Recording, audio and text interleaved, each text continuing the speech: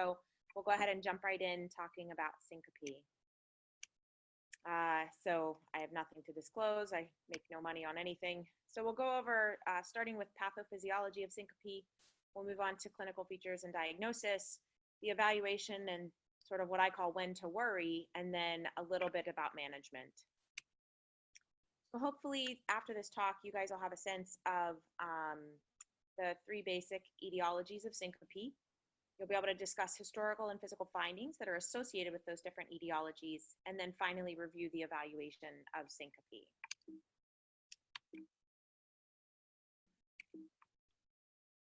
So part one, pathophysiology. So this is an oil painting by a gentleman named Pietro Longai, and it's actually called Fainting. And in this picture, you can sort of see this woman. She's dressed in very heavy gowns, which were pretty consistent at the 18th century. And she's surrounded by a cohort of people. It looks like other women who are attending to her as she seems to be sort of swooning backwards. And her eyes are still open at this point, but you can imagine that within moments, her eyes are closed and she has passed out fully. So how do you define syncope? So syncope is, by Harrison's principles of internal medicine, defined as transient, self-limited loss of consciousness due to acute global impairment of cerebral blood flow. So what does that really mean? So it means that there's loss of postural tone due to a decrease in perfusion of the brain. You can imagine that the onset of it is rapid, typically comes on quite quickly. It lasts a short period of time, and typically people have a spontaneous and complete recovery, meaning they don't have to have some intervention to wake them back up. They will wake up on their own as that perfusion to the brain recovers. So it's important to keep in mind that transient losses of consciousness, or LOC, is not always syncope. There are other things that can cause people to lose consciousness. One of the common things is hypoglycemia. You guys, I'm sure, have taken care of patients who perhaps took insulin without eating or went a period of time without taking in food or drink and dropped their sugar and became hypoglycemic. Hypoxemia, again, you don't have enough oxygen, your brain and body's response is going to be to sort of shut things down to try to maximize the oxygen delivery to the most vital areas. Vertebrobasilar insufficiency, the classic example of this is somebody who, when they tip their head backwards, perhaps cut off blood supply in an area that's already diminished. And those people might pass out, but it's not necessarily a full syncope event. Seizures can be associated with a loss of consciousness, but again, that's not the same as a true syncope event. And then lastly, it's important to keep in mind that strokes are not syncope, and syncope is not stroke. There are a few circumstances, depending on the location of the stroke, where somebody could have syncope associated with it, but generally speaking, don't put stroke in the same category as syncope. It's a very common condition. So over a 10-year period, it's a 3 to 6% incidence. And in the United States, 40% of adults have had at least one syncopal event. So that's a pretty large proportion of the population who have passed out at least once. And in most people, 80% of the time, it's before they've turned the age of 30. I can speak from personal experience. I have had syncope multiple times. I'll tell you later on what my triggers are. But my first syncopal event was certainly before the age of 30. Syncope in the United States can be a very expensive condition. Typically, the annual expenditure on the diagnosis of syncope is upwards of $4 billion. And as we'll talk about later in the lecture, it's really money that probably doesn't need to be spent, but is spent anyway. So how does syncope happen, or why does it happen? So there's three main etiologies. The first is neurally mediated. These are also known as vasovagal or reflex syncope. You can have orthostatic hypotension as the cause, and last but certainly not least, cardiac etiologies. So if you guys remember back, we won't spend a lot of time on basic science, I promise, but if you remember back to some anatomy, both gross anatomy as well as some of the neuroanatomy and some of the microscopic anatomy of the different pathways. We have these baroreceptors in the aortic arch, in the carotid sinus, and those are sensing pressure. They report back to various aspects of the brainstem and of the spinal cord to trigger a response. So if the baroreceptor senses a decrease in blood pressure, it's going to trigger the sinus node to fire more often, so cause a tachycardia. It's going to cause the blood vessels to clamp down to try to boost up that blood pressure. So it's a pathway response. And you can imagine that if there is a problem at any of these areas, you're not going to respond correctly. Sort of another way to look at the pathophysiology, more of a cartoon picture, you have different parts of the brain and the body. So if the body position changes, such as tilting, you can have a change in venous pooling, meaning as you stand, the blood tends to want to pool at your feet. That's going to decrease your central venous pressure, decrease ventricular filling, decrease stroke volume, decrease blood pressure, and thereby those baroreceptors sense that, send a signal to the brainstem saying, hey, sinus node, beat more often. It's going to up the stroke volume. It's going to send some norepinephrine out, which is going to cause arterial and venous constriction, It's going to trigger the renin-aldosterone system to try to increase some saltwater retention, try to boost up the blood pressure. And then it's also going to trigger the musculoskeletal system, the nerves that supply the muscles in the legs, trying to trigger them to sort of passively push more blood back to the heart for increased ventricular filling. So you can see again, I sort of am always impressed at the intricacies of the body and how interconnected all the systems are. Let's go a little bit deeper into each of the etiologies. So neurally mediated or reflex syncope. So vasovagal or neurocardiogenic. I don't know why, but somebody decided that it should have like 3 or 4 names, which it does. These typically are events that are triggered by certain things: prolonged standing, pain, and procedures. So I told you I would tell you what my type is. This is my type of syncope. I have passed out from pain on several occasions. I have passed out from standing for too long. So this is my type of syncope, which of the 3 types, I'm glad this is mine. There's situational triggers for neurally mediated. These are very specific instances where people might have cough syncope. So if they have coughing spells that cause them to pass out. Micturition, people who pass out while urinating or people who pass out while defecating.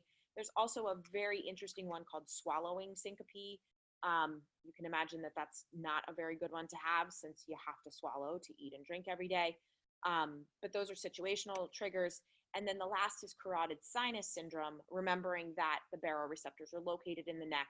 And so sometimes neck extension can cause a stretch of those baroreceptors and cause them to inappropriately trigger the syncope response. Classically, you can imagine a man shaving. If he's extending his neck and pressing down along the carotid, you can have this happen. Orthostatic hypotension, this one is a pretty straightforward one and probably one that you guys have taken care of multiple times and will continue to take care of. This is where the blood pressure drops in response to some stress, typically standing up.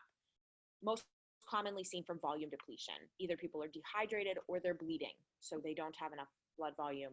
And when they stand up, they then have, after the pooling in their legs, they don't push enough blood back to the heart, so they have decreased ventricular filling. They will pass out as a result.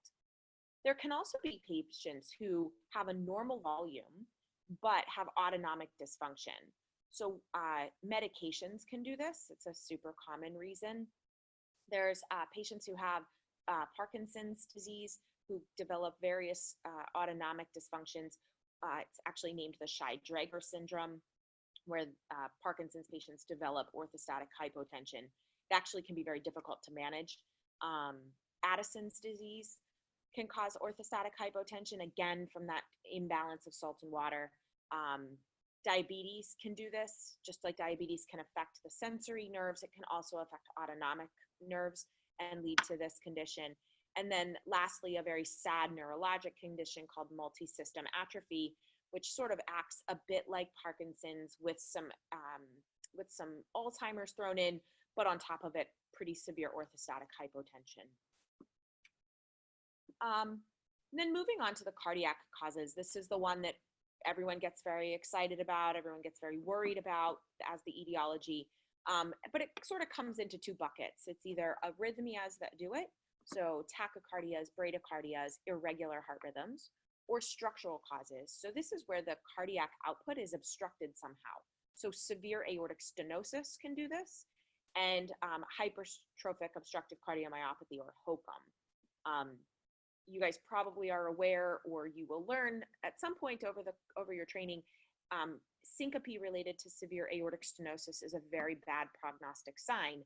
So hopefully that's not what your patient has, and if they do, that's typically going to mean that their valve area is small enough that it really warrants a valve replacement if possible. Okay, so after we sort of go through the three big categories of syncope, let's talk about how you actually diagnose syncope, what are the clinical features, how are people going to present. So typically, people will describe what's called a prodrome or a pre-syncope feeling. And people may use a variety of words to describe it. They may call it dizzy, they may say they feel lightheaded, they may feel faint, they may feel weak, they may feel tired. Oftentimes people who have a syncope coming on, that prodrome includes what's called tunnel vision. So they may describe like a blackness coming in from the edges of their vision. Some people also can have an auditory disturbance, almost like an aura, where they can sense it's coming on. And this is typically going to be seen in the vasovagal neurocardiogenic syncopes or orthostatic hypotension, typically not seen in cardiac cases. And those folks, unfortunately, typically will syncopize without warning, although those who have arrhythmias as the reason may feel that before the syncope event. But the pre-syncope or dizziness, lightheadedness, weakness, that's typically going with a vasovagal and occasionally orthostatic hypotension etiology. So how do you figure out what happened and how do you know whether it's syncope? Well, like a lot of things, you have to take a really good history. You need to ask the right questions. And ultimately, you need to figure out what was the final common pathway. Was it that they had a decreased cardiac output? Or did they have a decreased systemic vascular resistance, or was it a combination of the two? So in decreased cardiac output, this could be a reduction in their circulating blood volume. We talked about, a dehydration, a bleeding situation. They could have increased thoracic pressure. So remember that cough syncope we talked about? That coughing reflex can lead to an increase in thoracic pressure, which will cause decreased cardiac output, which could cause somebody to syncopize. Sadly, but thankfully a bit rare, massive pulmonary embolus can cause syncope due to a decreased cardiac output. But again, it's typically a massive pulmonary embolus, something like a saddle PE that's affecting both branches of the pulmonary arteries. We talked about the brady and tachyarrhythmias that can cause a decreased cardiac output and thereby cause syncope, valvular heart disease, specifically AS, and then any myocardial dysfunction that decreases cardiac output could cause syncope. In terms of decreased systemic vascular resistance, this is definitely the more common. So you have issues with the autonomic nervous system, both centrally or peripherally, certain medications which affect those systems, and then certainly during neurally mediated syncope, there is a transient decrease in systemic vascular resistance. Now, you may know or have seen somebody who passed out due to hyperventilation. So the idea from that is that they hyperventilate, they blow off so much CO2 that they become hypocarbic, and as a result, they get an increase in cerebral vascular resistance and a syncope event. Basically so that the body can sort of reset and stop hyperventilating and thereby rebalance the CO2 and oxygen levels. So it's both a cause and effect in this circumstance, but hopefully you don't see hyperventilation too often.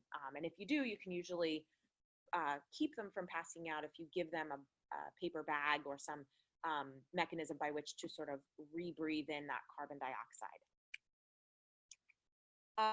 We talked a little bit in the beginning that seizures sometimes can present as a loss of consciousness event, but this is where it's important that you sort of look for subtle findings that might go along with it being a seizure as opposed to a true syncopal event. So there may be certain posturing, perhaps they have their head turned to one direction, there may be lacerations on their tongue that you have to look at. And hopefully there's a bystander that can give you some history to go along with it being a seizure as opposed to a true syncopal event. And then in terms of strokes, because at least with my students and trainees, they usually throw stroke in their differential for syncope. And it requires a relatively large stroke if you're going to get a syncopal event. In the anterior circulation, there is so much redundancy with the two sides. You typically will not have syncope, perhaps a brief loss of consciousness, but usually not. And remember that that patient who's having a stroke of that magnitude, they are going to show you other neurologic symptoms that don't go with a syncopal event. The posterior circulation, yes, vertebrobasilar insufficiency is the one big one, but sometimes because the vessels in the back are less redundant and do have a tendency for a bit more side effects. It's usually just that people have a dizzy feeling or vertiginous feeling. Maybe they have some gait. Maybe that's going to have some syncope with it. But typically, you'll see those other neurologic findings in a setting of a posterior circulation stroke. So usually you can quickly decide, yep, this is not a stroke. This is just syncope when somebody doesn't have all that other neurologic stuff going on. Psychogenic can also be a cause. This is also known as pseudosyncope.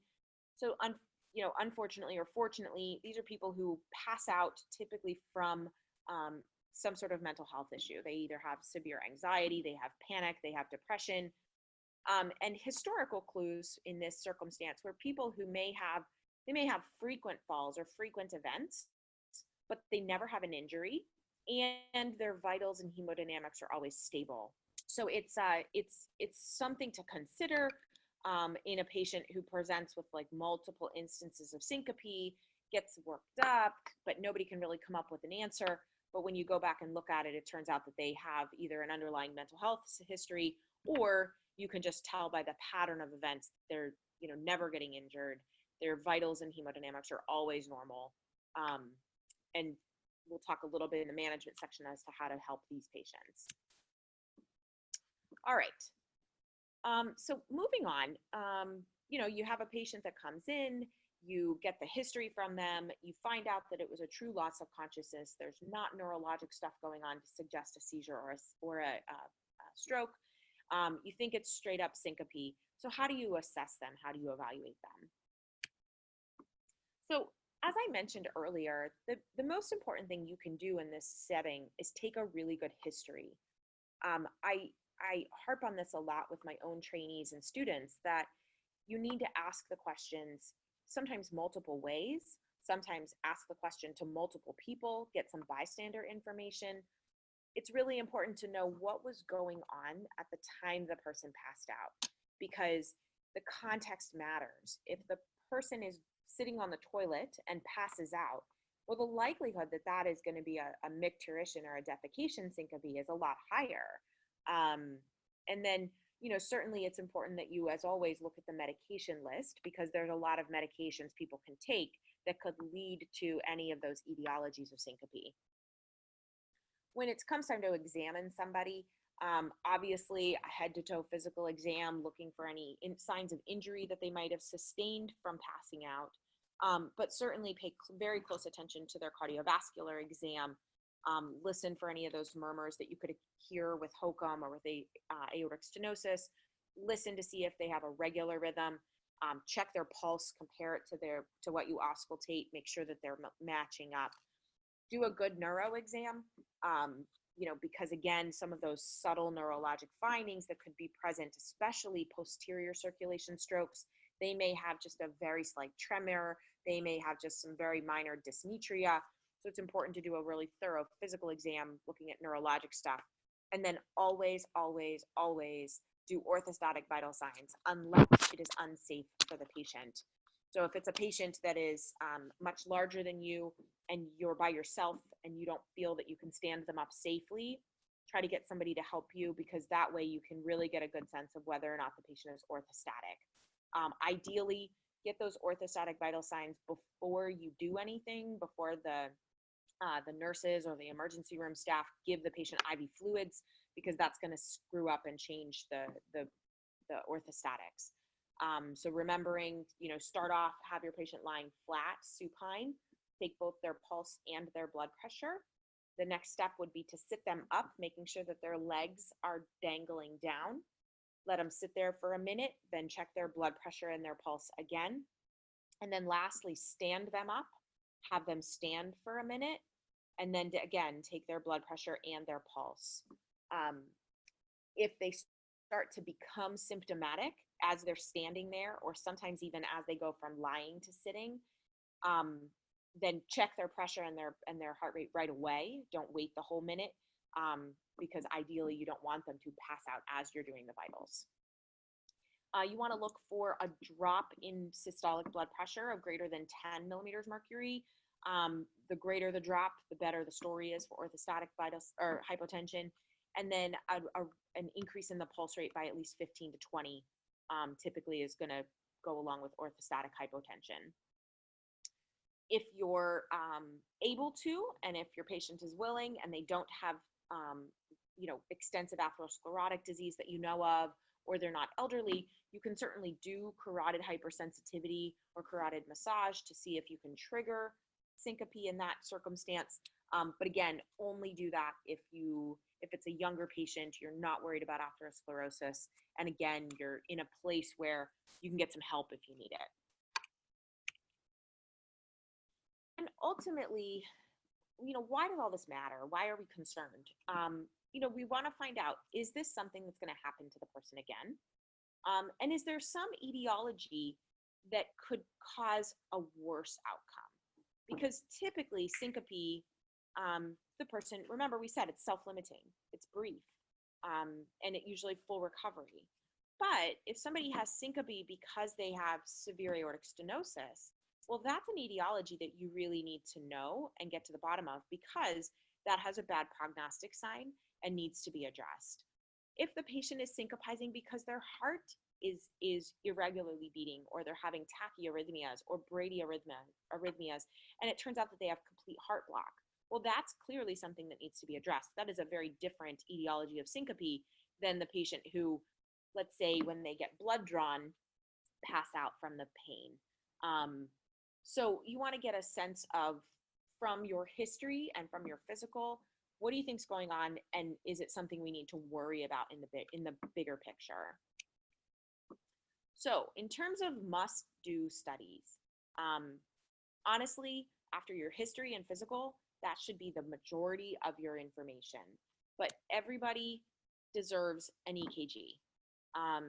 It's a pretty basic test, but it's going to look for some of those worrisome etiologies, and certainly worrisome tendencies for some of the arrhythmias that could be causing this. So we're going to look at the arrhythmias. We're going to look for any ischemia, again, from that decreased cardiac output standpoint, and then definitely be looking at the QT interval, because as the QT gets prolonged, which could be a congenital issue, it could be from medications, it could be from combos of medications, it could be from electrolyte disturbances, but as that QT gets prolonged, that's going to predispose somebody to those arrhythmias, and therefore to even worse things such as VFib or VTAC arrest. So just reminding you, take a look at EKGs. So what else? I'm not sure, and I'll be curious after I finish and you guys get a chance to talk with me. I'm not sure what else you guys typically do when a patient comes in with syncope, but I can tell you what my trainees and what is often done here in the United States, and it's usually a lot of blood tests. It's imaging, it's echoes, it's EP studies. It's chaos. No wonder we spend $4 billion a year on this diagnosis. But ultimately, your next steps in the diagnosis really need to depend on the story and what the patient's clinical scenario. So, if you think it's valve disease, if you think there's a structural heart issue, you can get an echo. But I will tell you, here in the United States, lots of people with syncope end up with echoes, whether or not they truly need it. If the person syncopizes while passing out, well, that's an important thing to try to recreate. And how do you recreate it? Put them through it. Put them on an exercise stress test. Put them on a treadmill and see what happens. See if you can recreate the symptoms. See if you can recreate what's happening. Chances are it's going to be something like a structural issue that only manifests as the cardiac output tries to go up, or it's going to be some arrhythmia. And then if you're concerned that arrhythmias are coming and going and it's hard to catch it, because remember that EKG that you do is just a snapshot in time. It's not a constant monitoring. So you could potentially set the person up to do ambulatory EKG monitoring, either with a heart monitor that's just worn, sort of like the ones that are worn in the hospital. Here in the United States, I can tell you we put a lot of implantable recorders in, called loop recorders. I would imagine you guys don't do as many of those, which is probably a good thing. But ambulatory EKG monitoring is sometimes helpful in those circumstances where you're suspecting an arrhythmia. And then if you think it's a vasovagal event, if they have, whether or not they have those orthostatic vitals, you can do something called a tilt table test, where you basically try to stress the system, stress that sympathetic and parasympathetic system to see whether you can recreate it. So I don't know if you've ever seen one. I'd encourage you, if you haven't, go online, watch a video of it. But basically the person starts on a flat table, and then they're strapped to the table so that they can't fall. And then what happens is the table is brought up to about 70 degrees. Their feet are not touching the ground, so they're just suspended in air. And what happens with vasovagal patients is as they stand there, they get so much pooling in their legs that their cardiac output drops and they will pass out on the table, or strapped to the table, I should say. And then sometimes if that's not enough, they'll do provocation and they'll give the patient a little bit of like nitroglycerin to see if they can provoke the event.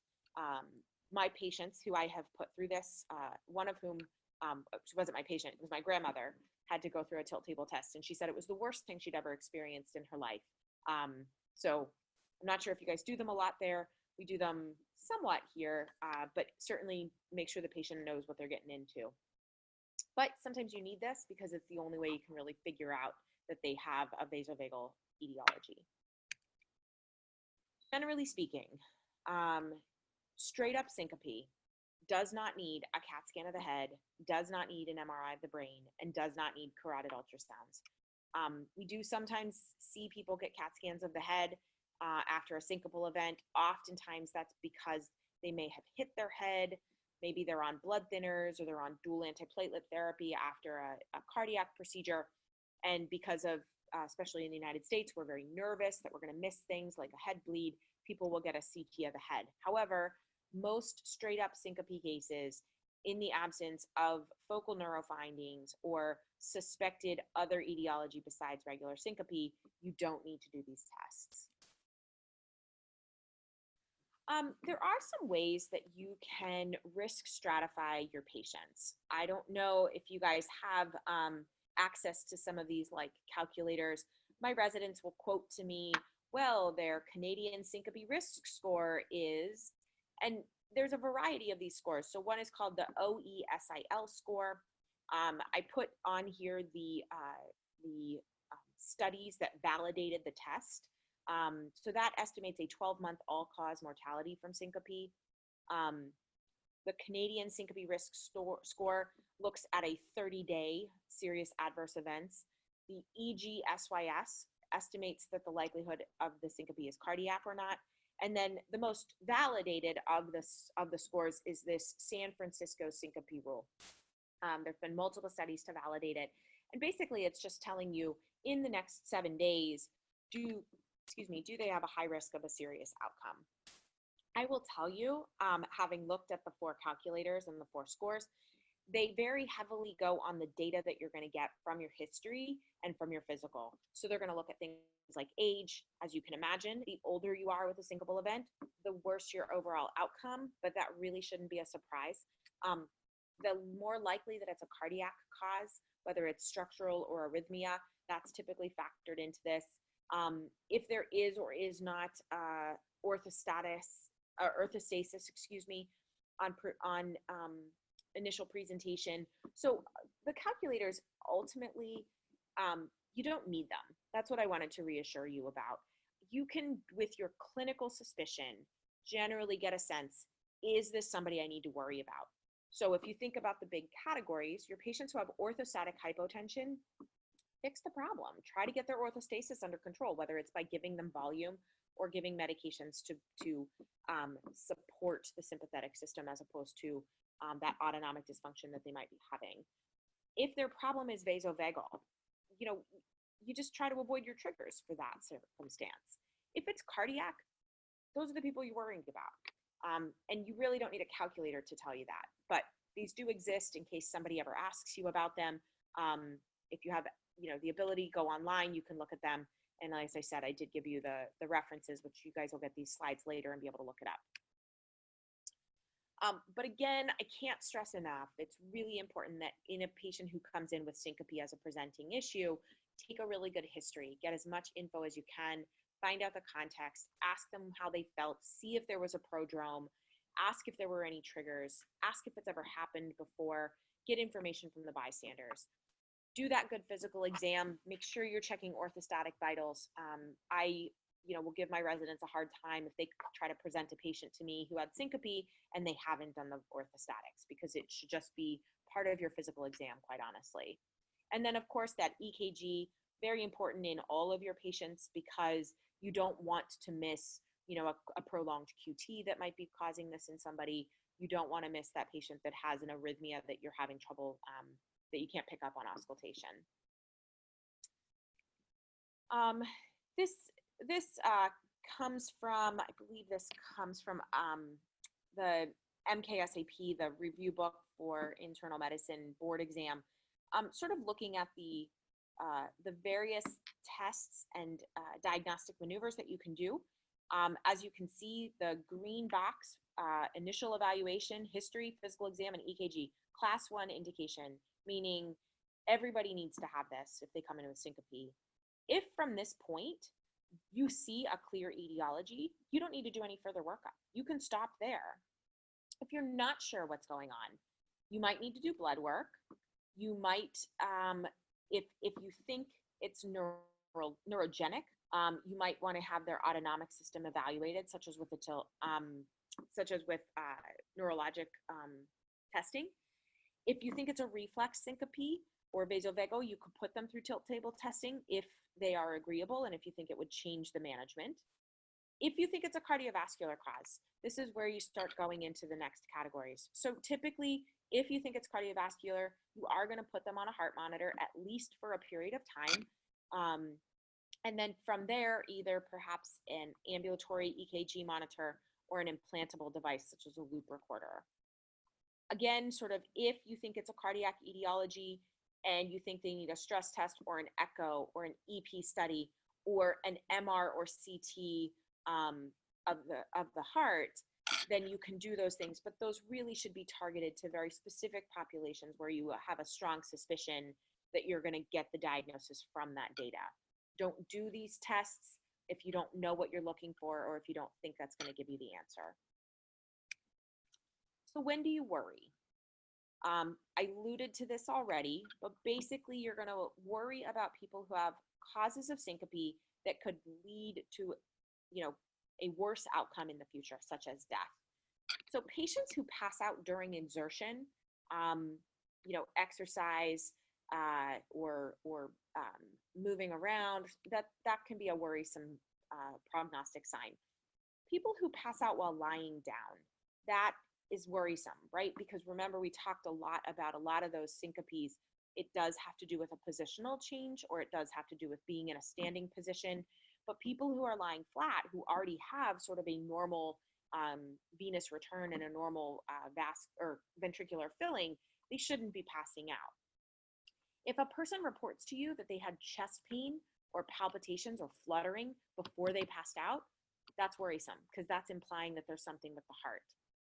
If their family history, if you ask about mom, dad, brothers, sisters, aunts, uncles, grandparents, and you find out that people have died suddenly for no good reason or they didn't know why, that could be worrisome because that might be a congenital cardiac issue like a QT or a HOCM, so you do worry. If they have any of these known cardiac issues, heart failure, aortic stenosis, outflow obstruction, cardiomyopathies, the ARVC, the arrhythmogenic right ventricular cardiomyopathies, ventricular arrhythmias, coronary disease, congenital heart disease, pulmonary hypertension, low EF, or if they have a known ICD in place, these people, obviously, you worry about them too because their likelihood of a cardiac issue is high. If when you do that EKG, you see new things such as a left bundle branch block, bifascicular block, Brugada pattern, consistent with like a Wolff-Parkinson-White. If you see acute ischemia, if you see a rhythm that's not sinus, or if they see long QT, again, those are the people you worry more about. If your patient comes in and they are anemic with a hemoglobin less than 9, or they're hypotensive with a blood pressure less than 90, or bradycardic less than 40, again, people that you worry about. The vast majority of your syncope patients will not be these situations, but these are the ones that you want to make sure that you at least further assess. Typically, these patients will get hospitalized and you will evaluate and treat them accordingly. So in the last few minutes, we'll just talk a few minutes about management of syncope. Ultimately, like most things, treat the underlying cause. It may just be reassurance. People who have vasovagal syncope, who syncopize in response to pain or cough or procedures, you can sometimes teach them some physical maneuvers to counteract that vasovagal effect. So for instance, you can teach them to clench their fists over and over again, or pump their legs over and over again. That will sometimes also just holding their breath will do a little bit of increase in stroke volume. If they are orthostatic, you can do volume expansion, adjust medications. Occasionally, you have to liberalize the salt in their diet because they need more salt to expand volume. If it's a cardiac issue, we're obviously going to address that. And then in some cases, especially those patients who have autonomic dysfunction, whether it's the bad diabetics, the Parkinson's, Shy-Drager patients, people with Addison's, you sometimes will use this medication called midodrine, which will help with those patients who have that bad orthostasis that's not responsive to other things. Again, thinking about those patients who have these worrisome findings, these worrisome situations of syncope, or these worrisome lab or study findings, these are the people that you need to go in and fix. These are the people that you need to address the issue because the likelihood of long-term morbidity mortality is high. At the end of the day, make sure that you have the ability to try to educate your patients as to why it happened, and then instruct them on ways to keep it from happening again. If your patient comes in and they're severely dehydrated because it's very hot, they've been working outside, they're not drinking enough, it's important to educate them on the importance of staying hydrated and being volume replete so that they don't have these syncopal events. If it's a patient who passes out when they do certain physical maneuvers, let's say it's a patient who, for their job, they have to spend a long time squatting. And if they were to stand up very suddenly, they're going to pass out. So that's somebody that you explain to gradually change their body position, and maybe try not to spend such prolonged periods of time in a squatting position where they're predisposing themselves. But education is really important. All right, so that sort of wraps it up. So ultimately, just quick reminders: take a good history, do that thorough physical exam, always check those orthostatic vital signs, get an EKG. If the patient is a higher risk patient, if you believe it's a cardiac problem, hospitalize them and do a judicious workup based on the results of your history, your physical, and that initial EKG. So thank you guys again for having me.